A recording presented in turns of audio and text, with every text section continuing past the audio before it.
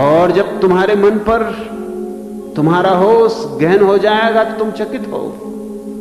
जब शरीर पर होश गहन होता है तो शरीर में एक कमनीयता, एक कोमलता, एक सौंदर्य, एक प्रसाद उतर आता है, एक संगीत, एक लयबद्धता, एक छंद छा जाता है।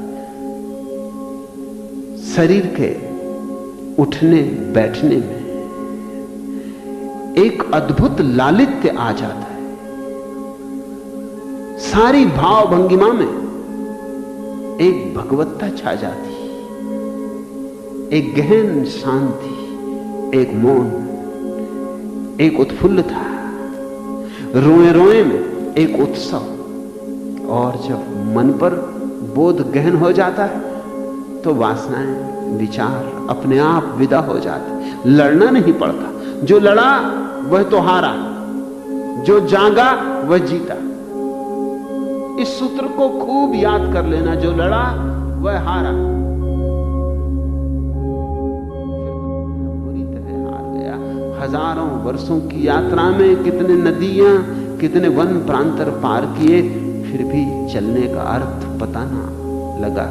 हार गया, बुरी तरह हार गया। पराजय तुम्हारी गलत प्रक्रिया का परिणाम है। जो मन को जाग कर देखेगा उसका मन विदा हो जाता है। तुम जागे कि मन गया? जिस मात्रा में जागे उस मात्रा में मन गया। तुम अगर 10% जागे हो तो 90% मन होगा। तुम अगर 90% जाग गए तो 10% मन होगा। और तुम अगर 99% जाग गए तो 1% मन होगा। और तुम अगर 100% जाग गए तो मन 0% हो जाएगा। और तब एक अपूर्व घटना घटती है। जैसे शरीर में एक प्रसाद छा जाता है, वैसे ही मन में एक अपूर्व आह्लाद, अकारण आनंद, कोई कारण नहीं, कोई वजह नहीं, कोई हेतु नहीं, कोई लक्ष्य नहीं, बस अकारण झरने फूटने लगते, आनंद की रसधार बहने लगती। और जब मन में यह घटना घट जाए तो फिर तीसरा कदम बाकी रह गया, जो सर्वाधिक सूक्ष्म, वो है हृदय की भावनाओं के प्रति सजगता। वो सबसे सूक्ष्माति सूक्ष्म हमारा जगत है।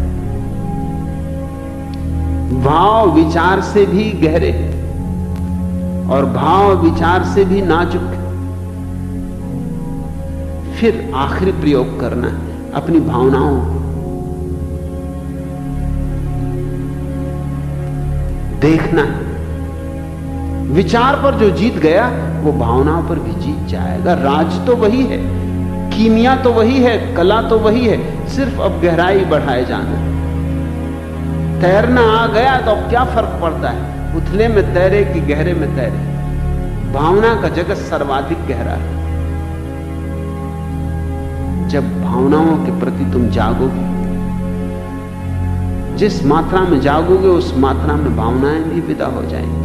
और जब सारी भावनाएं विदा हो जाती तो उस अपूर्व घटना की घड़ी आ गई जब ऋषियों ने कहा रसो वैसा। रस आखिरी परिभाषा है परमात्मा की। रस बह उठता है। रस अद्भुत शब्द है। दुनिया की किसी भाषा में वैसा कोई शब्द नहीं। परमात्मा रस रूप है।